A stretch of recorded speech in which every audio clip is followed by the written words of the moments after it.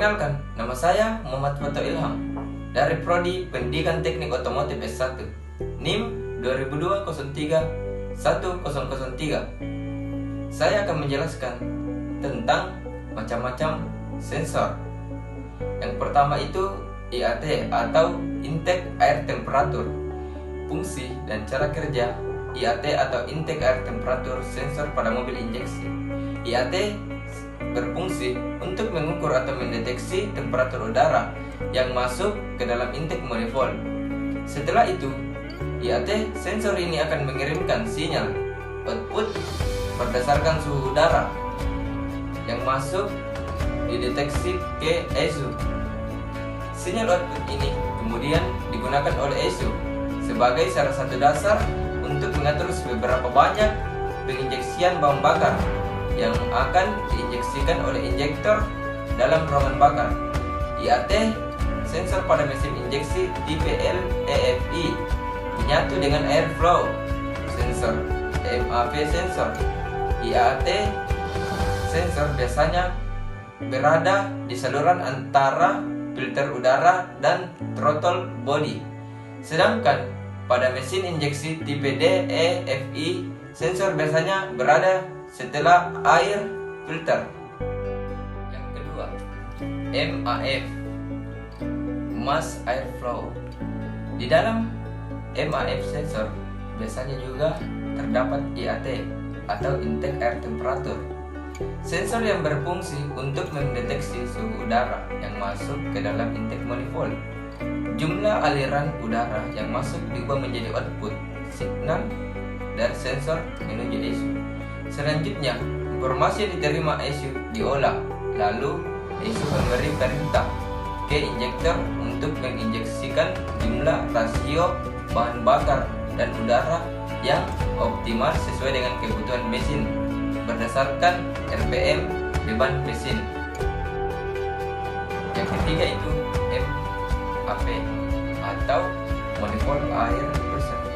Cara kerja Manifold Air Pressure sensor adalah membaca perubahan tekanan udara yang terjadi di dalam intake manifold dengan mengubahnya menjadi tegangan listrik dengan menggunakan fleksibel silikon chip yang diletakkan di antara ruang vakum absolut dengan ruangan dalam intake manifold.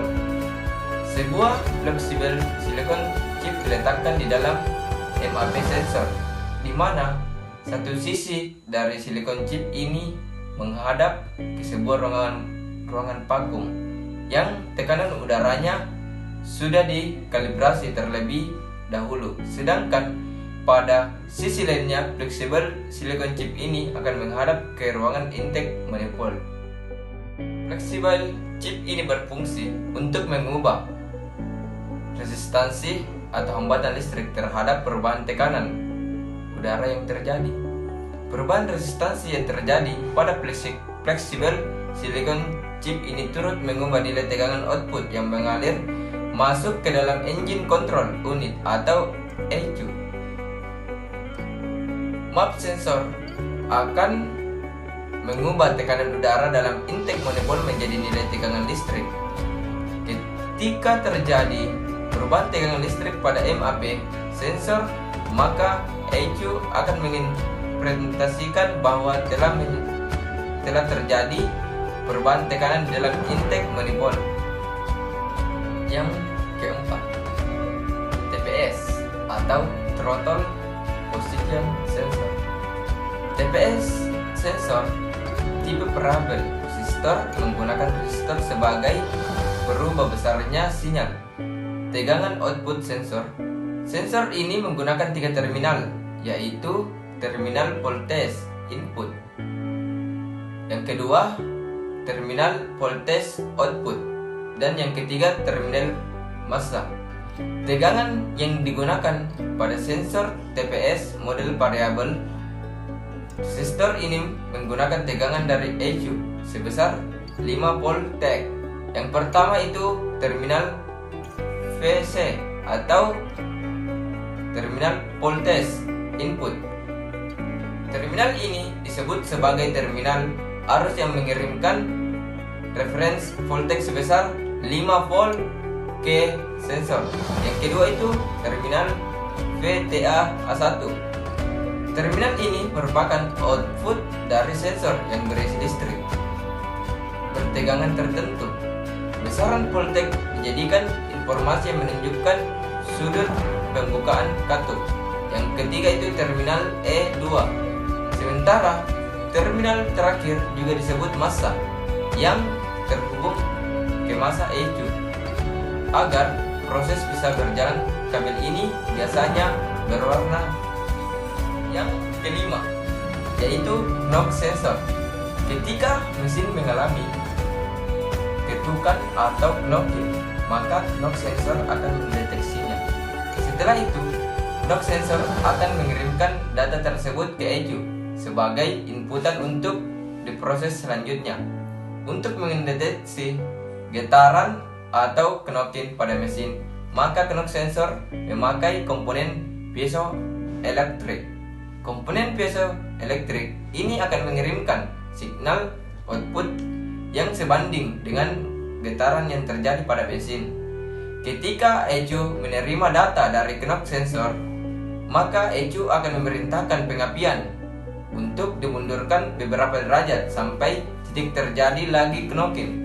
Setelah knocking hilang, maka knocking sensor akan mendeteksi bahwa tidak ada lagi getaran atau knocking pada mesin, dan kemudian knocking sensor akan mengirimkan data ke signal ke ISU, sehingga ISU akan memajukan kembali saat pengapian seperti semula jika tidak terjadi lagi knocking.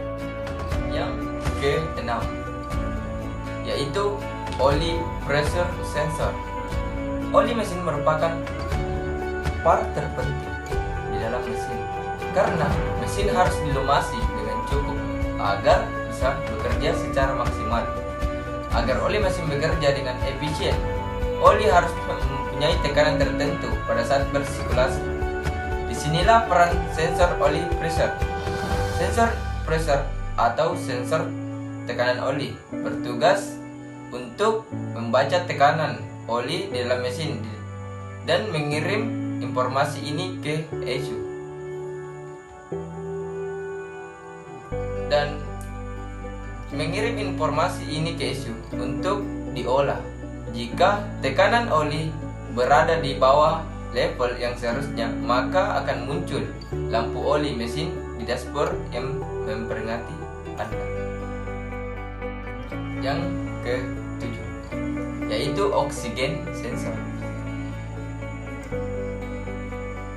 Oksigen sensor merupakan salah satu sensor pendeteksi gas buang di saluran exhaust atau knalpot pada motor injeksi. Sensor ini berfungsi mengatur pasokan bahan bakar agar sesuai dengan kebutuhan di ruangan pembakaran. Teknologi ini juga membuat motor menjadi ramah lingkungan karena pasokan bahan bakar dapat menekan emisi gas buang. Cara kerjanya, sensor akan membandingkan jumlah oksigen sisa pembakaran dengan oksigen dari udara luar. Hasil perbandingan ini yang nantinya diubah menjadi arus listrik untuk kemudian memberinya sinyal ke ECU. Sinyal yang didapat akan membuat ECU menentukan takaran bahan bakar ideal yang disemprotkan ke ruangan pembakaran berdasarkan deteksi gas buang. Dengan sensor oksigen ini, maka konsumsi bahan bakar menjadi lebih irit dan juga ramah lingkungan. Yang ke-8 atau yang terakhir yaitu WTS, Water Temperature Sensor. Sama seperti pada kerja sensor yang lainnya, water temperature sensor bekerjanya mengandalkan tegangan output pole constants 5 volt dari ECU. Tegangan sebesar 5 volt ini akan menjadi inputan WTS yang nantinya akan diproses sebagai suhu air pendingin yang aktual. Tegangan yang sudah diproses di WTS selanjutnya akan dikeluarkan menjadi tegangan output dan masuk kembali ke ECU.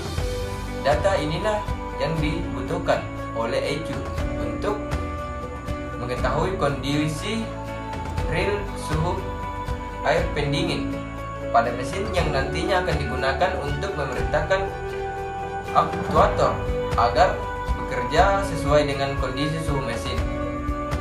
Komponen yang terdapat di dalam water temperature sensor adalah termistor. Jenis termistor yang digunakan pada sensor ini adalah jenis NTC, Negative Temperature Coefficient.